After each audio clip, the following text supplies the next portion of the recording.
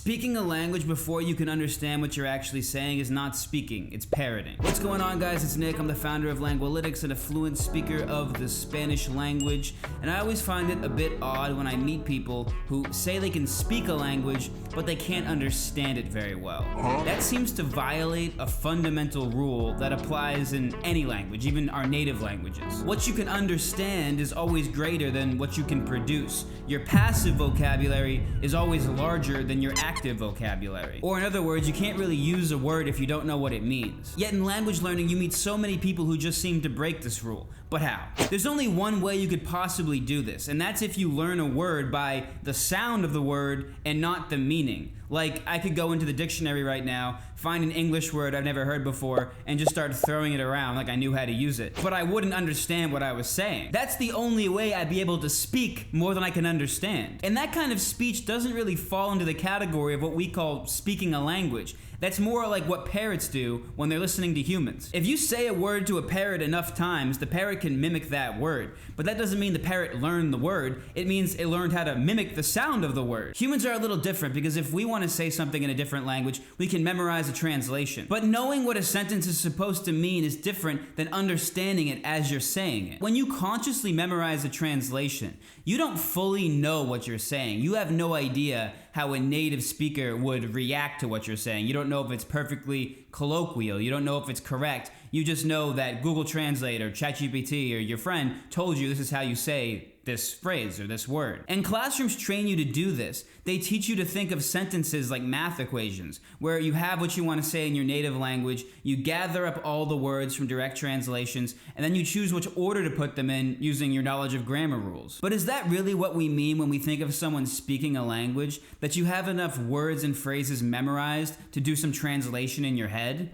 I would say no. It's completely divorced from how we speak to each other in our native language. When I'm speaking English, I'm not thinking of any of the words I'm saying. They're just pouring out of me, naturally. There's no translation going on, obviously. Consciously translating as you speak is not very durable. It's very slow, it's very unnatural, and it can really only survive classroom settings and solo practice. There's no way you can have an actual real conversation that way. And that's the mistake a lot of learners make in the beginning. They think, well, it should feel this way. I thought this. I thought, yeah, in the beginning, it should feel like a process of direct translation. It should be about recalling vocab words. It should be about consciously applying grammar rules. I thought that was simply the way you build up more and more and more to natural speech. And I didn't just make this up myself. This is what I was taught in school. This is what Duolingo kind of implies to you. It's not like I was making up this theory in my head.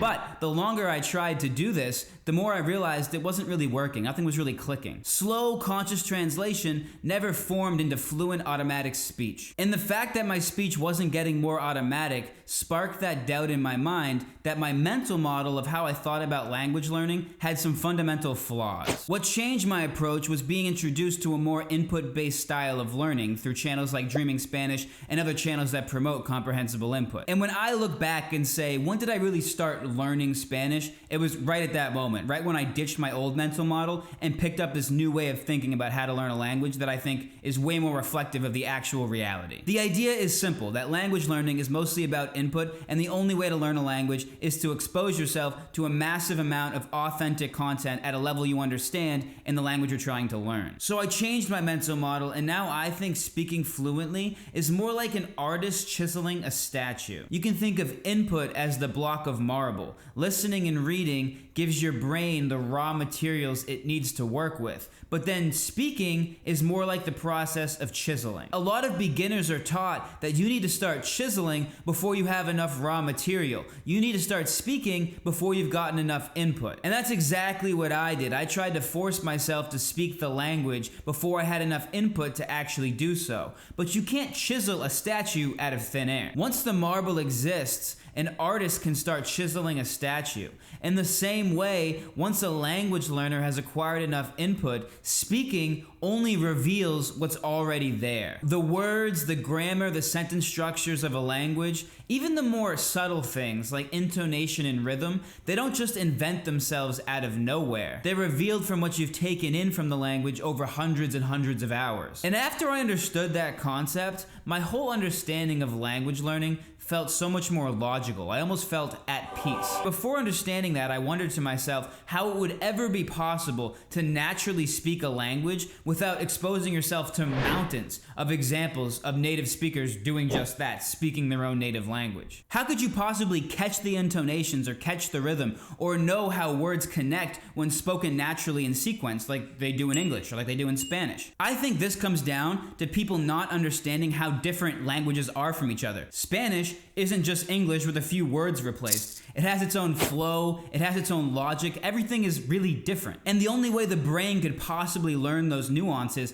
is by living in the language for enough time for those patterns to become automatic. The takeaway here isn't never speak, it's that fluency is built first from understanding. The most direct path to being able to speak the language is more input. And when you do speak, you won't have to think in direct translations and grammar rules, because your brain will have this extensive bank full of how ideas are expressed by native speakers. And you'll know what to say and what sounds right, much more like you do with your native language, where it's more of like a feeling or an intuition than it is any conscious, explicit knowledge of how the language functions. One of the biggest hurdles to being able to speak your target language fluently is finding enough authentic content in the language that you're trying to learn at a level you understand, so that you can fill that pattern bank, so that you can get that marble you can start chiseling away at. A lot of metaphors today. That's why I built Lengualytics. It's a user-sourced library of comprehensible input content, so you can find compelling content in your target language and also track it. If that sounds interesting to you, the link's in the description, and now in a couple seconds, YouTube is gonna put on the screen another video that it wants you to watch that I made. I also think it would be a great idea if you watch that video, so I'll see you there.